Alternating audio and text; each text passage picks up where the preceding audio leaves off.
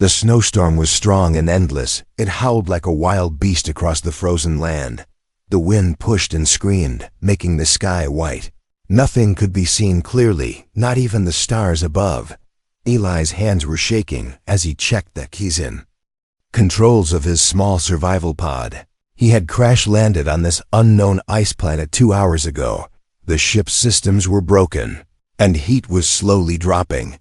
His breath came out in fog, and the metal around him was turning cold like death. "I need to find shelter," he whispered to himself. But there was nothing outside, only snow and rocks. With heavy boots and a thick suit, Eli stepped out. The cold bit his skin even through the gear. He walked carefully, scanning the area for a cave or anything that could help. Suddenly, his boot hit something under the snow. He looked down, surprised. He bent and started digging with his gloved hands. What he saw next made his heart race. It was a hand, small, blue-skinned, and frozen. But not human. Eli didn't stop. He kept digging and soon found a second body. 2 alien figures, both female, lay half buried in the snow. Their skin was light blue, glowing slightly, and they wore thin suits that were not made for this cold. "Are they alive?" he said, trying not to panic. He touched one of them. Her skin was ice cold. But then, he felt a small twitch. "They're still breathing," he said, shocked. He couldn't leave them there. Eli used all his strength to drag both bodies back to his pod. Inside, he placed them near the heat vents. He wrapped them in thermal blankets, hoping it was enough. Hours passed. The storm outside grew worse. Inside the pod, Eli sat near the 2 alien sisters, watching them closely. Their eyes were closed, but their fingers moved slowly now. Color was returning to their faces. Then one of them opened her eyes. Golden, glowing eyes that looked straight into Eli's. "You," she said in a weak voice. "You saved us." Eli was too shocked to answer at first.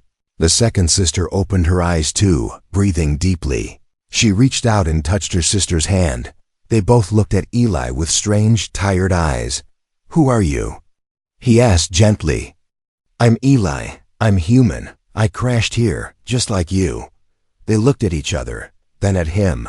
"We are Lyra," said the first one. "And I'm Aries," said the second. "Thank you, Eli. You would have died out there," he said. "Why were you out in that storm without protection?" Their faces turned sad. "We were left to die," Lyra said. "Left by who?" Eli asked. "Our people," Aris replied, her voice shaking. "They want us gone." Before Eli could ask more, the pod lights flickered. The storm was affecting the power systems. He quickly stood and checked the controls. "Still not enough heat, and power was low. We need to fix this," he said, mostly to himself. He opened a box of tools and started working on the main heater. While he worked, the 2 sisters watched him silently. There was something deep in their eyes, something more than just thanks. "You could have left us," Lyra said. "Most would have," Iris added. "I'm not like most," Eli replied, tightening a bolt. Silence filled the pod for a moment. Then, a low beeping sound broke it. Eli turned to the radar screen, a signal. Something was moving outside in the snow. Slow, but large. He checked the screen twice. It was not an animal. It looked like a machine or a person wearing something heavy. "We are not safe here," Lyra said suddenly. "They're coming for us." Eli stood up, heart pounding. "Who's coming?" "Our enemies," Aris said. "They know we are alive now." Outside, the storm roared louder, and through the small window, Eli thought he saw a dark shape moving between the snow. Something was out there, and it was looking for them. Asterisk. Knock wasn't loud. It was slow, steady, and unnatural. Tap, tap, tap. Something, or someone, was tapping on the outer wall of the pod. Eli froze. His hands hovered over the power panel as he slowly turned his head toward the sound. The 2 alien sisters, Lyra and Iris, were sitting together now, half covered in blankets. Their golden eyes glowing faintly in the dark. They stared at the wall too, not blinking. "That's not the wind," Eli whispered. "No," Lyra said. "It's a seeker." "A what?" he asked, confused. A tracker drone, sent to find us, Aris replied. It smells life. The tapping stopped. Silence returned. But only for a moment. Then came a low mechanical whirring. Something began circling the pod, slow like a predator. Get down, Eli said, crouching beside the sisters. He picked up a small blaster from the floor, barely charged, but better than nothing. Can it break in? No, Lyra said. Not yet. But it can call others, Aris added. Isla's mind raced. They had no time. He needed answers fast.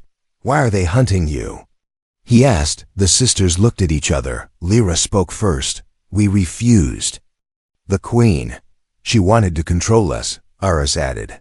We said no. She sent her soldiers, Lyra said. Then the drones. Eli stared at them. You mean your queen, like royalty? Yes, they both said together. There. Voices low. She is our mother. Eli couldn't believe it. Your alien princesses? No, Lyra said. Now we are outcasts, Aris finished. Before Eli could respond, the lights flickered again. The drone had stopped moving, but a red light was blinking on the radar. More signals. Others are coming, Eli said. We have to leave. But where? Lyra asked. There's a cave I passed on the way here, Eli said quickly. It might be deep enough to hide. We're too weak, Aris said, struggling to stand. Eli didn't wait. He helped them both up, wrapping them tightly in. More layers. He opened the pod's emergency exit and peeked out. Snow was falling harder, but the drone was gone. Let's move, he said. They walked slowly, staying low. Eli led the way with a small light. The sisters followed close behind. Whispering in a strange language, he felt their fear and something else. They were trusting him, fully. The cave was dark and narrow. Inside, it felt warmer. The wind couldn't reach here. Eli set down a small heat lamp and placed it in the center. The sisters sat beside it, tired and silent. Eli finally had a moment to think. He sat across from them, looking into their eyes. So, he said, you were royalty, but now you're fugitives. Yes, Lyra said. Why did you really refuse your queen? He asked. Because she wanted to sell us, Aris said. Eli looked shocked. To a warlord from another system, Lyra explained. We were only a deal to her. We wanted freedom, Aris whispered. So we ran. Eileen nodded slowly. You risked your lives for freedom. Yes, they both said again. And you saved us, Lyra added, her voice soft now. No one else would have. Aris said, but you did. Eli felt strange inside. These weren't just aliens. They were survivors, like him, suddenly. Lyra leaned forward. There is something you should know, she said. In our world, if someone saves us from death, they are given honor. They are given bond, Aris added. What kind of bond? Eli asked carefully. Life bond, Lyra answered. A deep connection. It is like your word. Marriage, Aris said. Eli's eyes widened. Wait, what? You are now part of us, Lyra said simply. Forever, Aris finished. Eli didn't know whether to laugh or panic. You're saying, because I saved you, I'm your husband? Not yet, Lyra said, smiling slightly. But soon, Aris said with a grin. Before Eli could speak, the radar device beeped again. The signal had followed them. They found us, he said. Standing up quickly, Lyra and Iris stood too, suddenly full of energy. We will fight with you, Lyra said. Together, Iris added. Eli didn't know what would happen next. But one thing was sure, his life was no longer his own. The cave was still. Outside, the storm had calmed, but danger had not passed. Inside, the flickering heat lamp cast long shadows on the walls.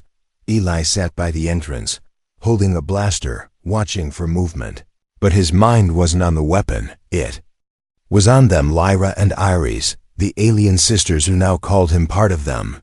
They had told him he was life-bonded to them, that their people would see him as a future husband. It sounded impossible, yet somehow real. He turned to look at them. They were kneeling near the lamp, eyes closed, hands together. They were glowing faintly again, their skin pulsing softly with light. Eli noticed something strange. Symbols were forming on their skin, golden lines, moving slowly like tattoos made of light.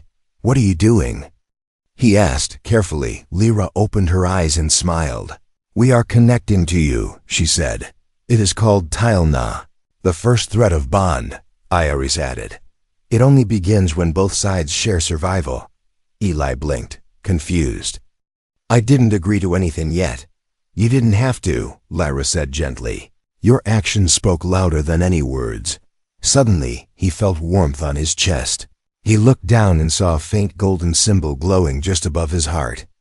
It faded after a second. "What was that?" he asked, alarmed. "The bond has marked you," Iris whispered. "You are now linked to us." Before Eli could ask more, he heard movement outside the cave. Footstep, soft, slow, careful. He stood up quickly, weapon ready. The sisters followed.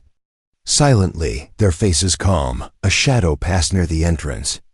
Then a figure appeared, tall, armored, and holding a glowing staff. Its face was hidden behind a dark helmet. It stepped inside the cave slowly, as if not surprised. Eli raised the blaster. "Don't move," he said, but the figure didn't. "Listen," instead. It turned its head to the sisters. "You are bonded now," it said in a deep voice. "The Queen will not allow it." The sisters didn't move. "We have chosen," Lyra said. "He saved us. He is ours now," Iris added. "You are traitors," the figure growled. "No bond can protect you." Eli stepped forward, heart racing. "I don't know what this is about," he said, "but if you hurt them, you'll have to go through me." The figure raised its staff. Suddenly, a wave of blue energy shot forward. Eli tried to dodge, but the energy hit him full in the chest. He stumbled, but didn't fall. The light faded. He was still standing, still breathing. Even the figure looked surprised. "That should have killed you," it said, confused. Lyra's eyes widened. "He's immune," she whispered. "It's true," Iris added. "The bond has protected him." The figure turned and ran out of the cave. Eli wanted to chase him, but Lyra stopped him. "No," she said. "He will return with more." "We must prepare," Iris added. Eli sat back down, the strange warmth still pulsing in his chest. He looked at the two alien sisters. "So, what does this bond really mean?" he asked. Lyra looked serious now. "In our world, bonding is sacred," she said. "It connects mind, soul, and fate." Awidus continued. "You saved our lives," Lyra added. "Now your life is part of ours. And if I say no?" Eli asked quietly. Iris looked down. "The bond cannot be undone." Lyra's voice was soft. "But it can be ignored, if your heart chooses so." Eli stayed quiet. He had come to this planet by accident. He had just wanted to survive. Now he was caught in an alien tradition, hunted by a queen, and connected to two glowing warriors who called him their own. And deep inside, a strange feeling was growing, something not human, something ancient. Suddenly, the cave shook. Dust fell from the ceiling. "They found us," Lyra said. "Get ready," Iris added. "The Queen's army has arrived." Eli stood, gripping his weapon. But this time he didn't feel alone. He had bonded with something far bigger than himself, and he wasn't going to back down now. The cave was too quiet, not peaceful, but heavy, like the silence before thunder, like the breath you take before a scream. Eli stood at the entrance, blaster in hand, eyes locked on the shadows outside. Lyra and Iris were behind him, their glowing skin dimmer, now focused, waiting. The snow had stopped falling, but something darker had taken its place. Tracks, fresh ones, not animals, boots, the kind of boots that belong to trained killers. "They're here," Lyra whispered. Eli nodded. "I know." Iris closed her eyes, and her skin pulsed once. A soft light moved from her hands to the walls of the cave. "What are you doing?" Eli asked. "Shielding," she said.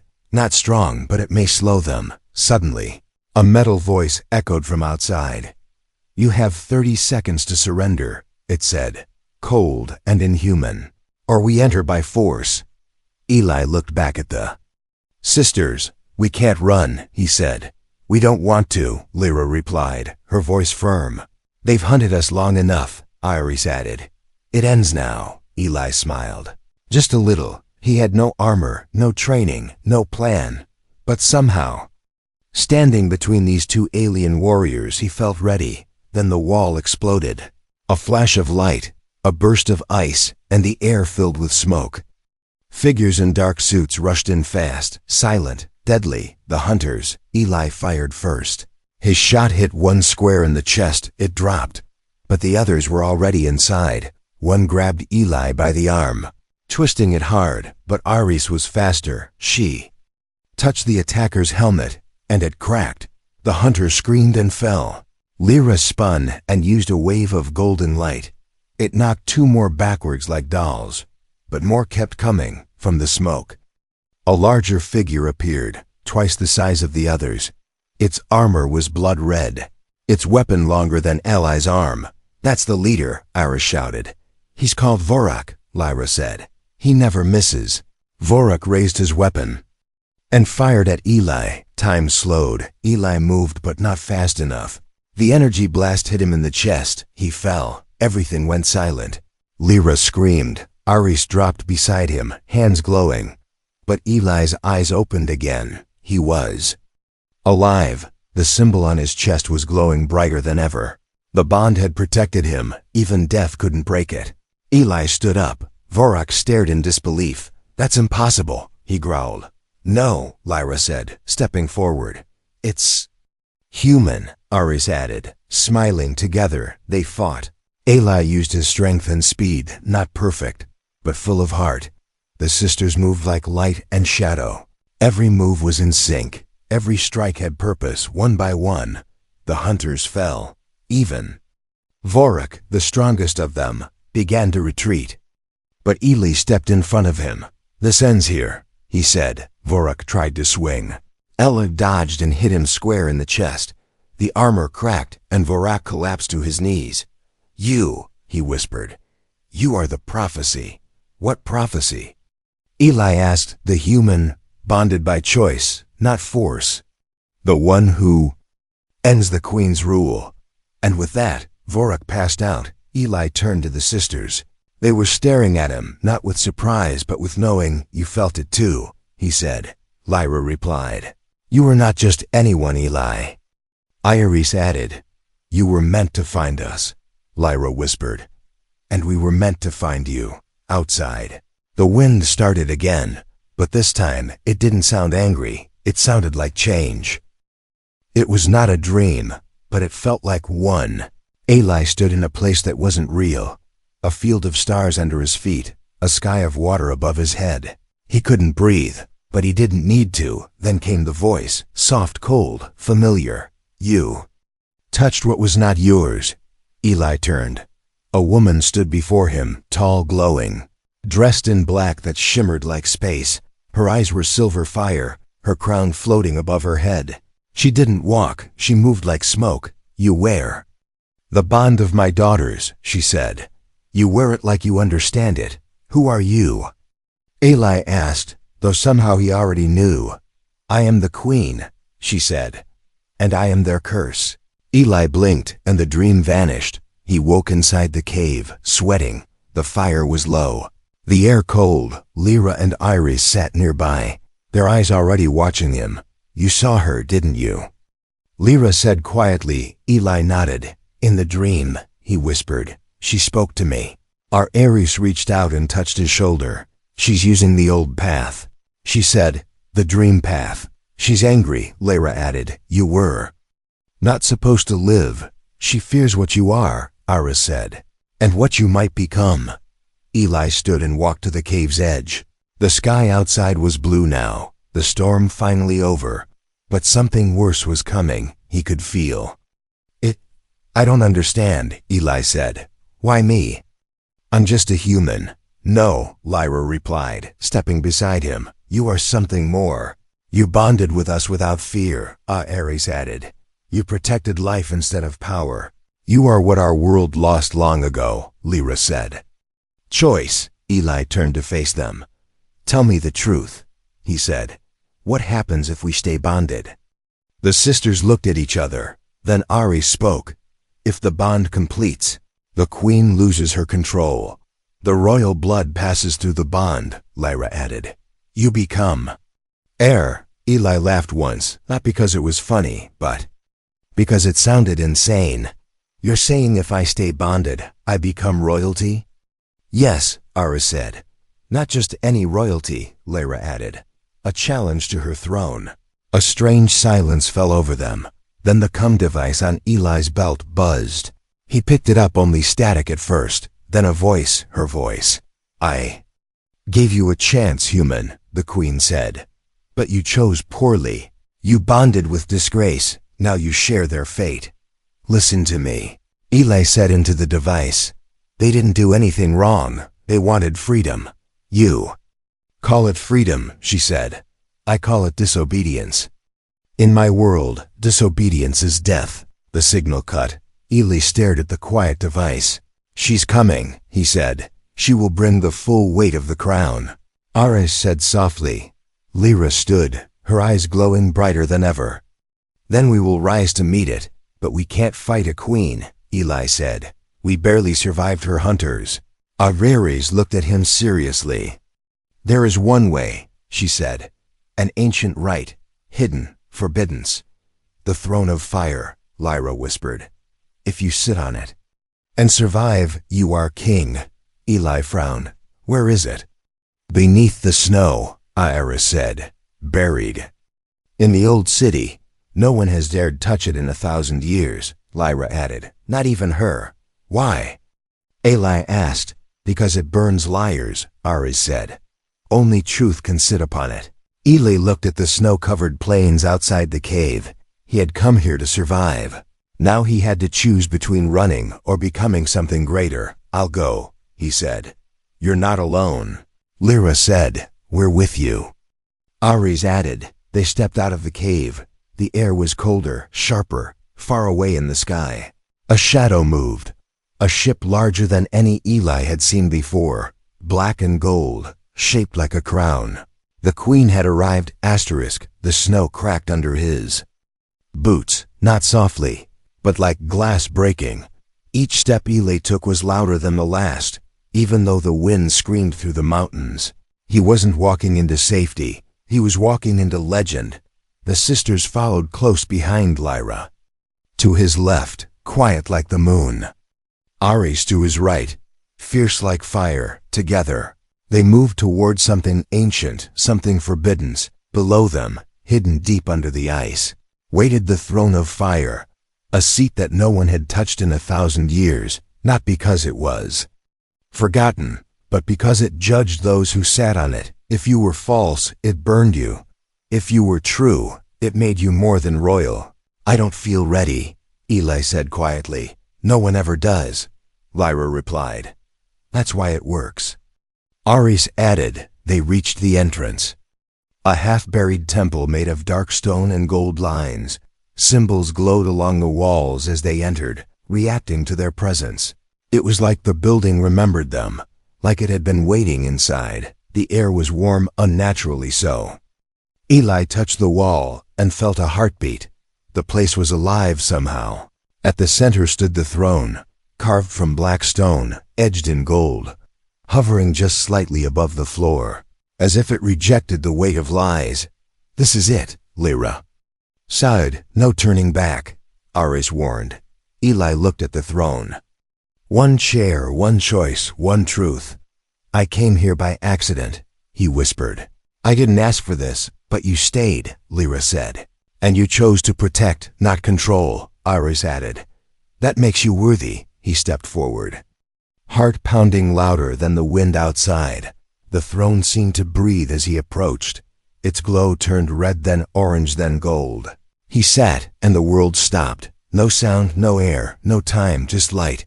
The throne lit up, flames rising around him, but they didn't burn. They tested. They searched his heart, his pain, his fear, his reason for saving strangers in the snow. You are human, said a voice that came from everywhere. Yes, Eli answered, not moving. You are broken. The voice said, I've lost things, he admitted. You could run. But I won't, he replied. Then rise. The voice said, and take what was stolen. The flames vanished, the throne cooled. And Eli was still alive, Lyra gasped. Aris stepped back. It accepted you, she whispered, on Eli's chest. The bond mark burned brighter than ever. It stretched across his shoulders, down his arms. The bond had grown into something deeper. He wasn't just part of their story now. He was the story, but outside, the ground shook. The Queen's ship had landed. Troops poured from the skies, tall and armored in black and gold. At the center of it all, she floated down untouched by gravity. The Queen had come to end the bond by force, but Eli was no longer just a man. He stepped out of the temple, calm and powerful. The wind swirled around him, not against him, but with him. Eli, the Queen called, her voice sharp like ice. You sit on a throne that is not yours. He didn't raise his voice. It welcomed me, he said simply, because I came with truth. She raised her hand. The soldiers took aim, but before they could fire, Eli raised his. Not with a weapon, with will. The bond lit up like a star. A wave of golden light swept across the snow. Every soldier froze, their weapons dropping from their hands. The Queen gasped, What are you? She whispered. Eli stepped forward. Something you never expected, he said. A human who chose love over power. She raised her staff in rage. I will end you myself. But Lyra stepped beside Eli, so did Ares, and together, all three glowed with the same light. You cannot break what was never yours, Lyra said. You cannot burn what is already fire, Ares added. The Queen screamed and vanished in a flash of black energy. Retreating, not defeated but shaken, Eli stood in the snow, breathing slowly. He looked at the sisters. They smiled not because the fight was over, but because he had chosen them. And they had chosen him together. They had stood against a throne and won. The snow had stopped falling, but it wasn't silent. The wind still whispered different now, not wild, not angry. It felt like the planet was breathing again, like it had been holding its breath for 1,000 years. Eli stood at the edge of the mountain, watching the stars blink above the icy sky. He didn't speak. He just stood there still, alive, changed behind him. Lyra and Ares sat beside a glowing fire made from the old energy stones of their ancestors. They didn't talk either. Some moments didn't need words. The Queen was gone. She had left with rage and silence, not defeated forever, but broken. Shaken, exposed, she had ruled through fear. Eli had stood with love, and that difference had changed everything. Lyra finally stood and walked toward him. Her hand gently touched his arm. You are not the same, she said softly. No, Eli replied. I don't think I ever was. Ares joined them, eyes glowing like sunrise. The people are waiting, she said. They felt it, Lyra added. The bond, the throne, the shift. I didn't come here to rule, Eli said. But you were chosen, Ares whispered. Not by force, Lyra added. By fate. Suddenly, the ground below the mountain shimmered, a city long buried. Under snow began to light up. Towers of crystal and gold slowly rising from the ice. Crowds of people, alien and different, gathered and knelt. They weren't kneeling in fear. They were kneeling in hope. Eli's chest tightened. He didn't feel like a king. He felt like a man who made one choice to care. A voice came from behind a new voice, old, wise, filled with warmth. An elder, cloaked in deep violet, stepped forward from the city below. You carry no crown, he said to Eli, but you carry something heavier, compassion. Eli looked down at his hands. He had no throne, no power, no royal blood. But the bond was real. Lyra reached out. Ares did the same. They stood beside him, not behind him, as equals, not followers. The elder raised his hands. Let the new sky hear us, he said loudly. The human who saved royalty, who stood against fear, who chose truth over control, shall now lead not as a king of law, but as a heart of balance. The crowd lifted their voices, soft chants, glowing lights, peace. The planet itself responded. For the first time in centuries, it felt safe. Eli stepped down into the city, not to rule from above, but to walk among them. He passed by faces with fear fading from their eyes, children who had never seen stars without war, elders who thought peace was just a legend, and all of them looked at him, not as a stranger, but as someone they could trust. As night fell, a quiet ceremony began. There were no gold crowns, no thrones, only the bond etched in light between three souls. Lyra placed her hand on Eli's. "We are one not by blood," she said, "but by choice." Ares placed her hand on top. "And together," she said, "we will guard what was broken." Eli smiled. "I didn't come here for this," he said, "but I stayed for you." The lights around them rose high into the air, like stars being born again, and from above, the wind carried a final whisper from the planet itself. He is not king because he commands. He is king because he cared. And so, the human who crashed on a frozen world, who saved two strangers beneath the snow, who stood against a queen, now stood not as ruler of people, but protector of peace. A new age had begun, and Eli, once ordinary, had become the spark of it all, not by force, but by love, not by destiny, but by choice.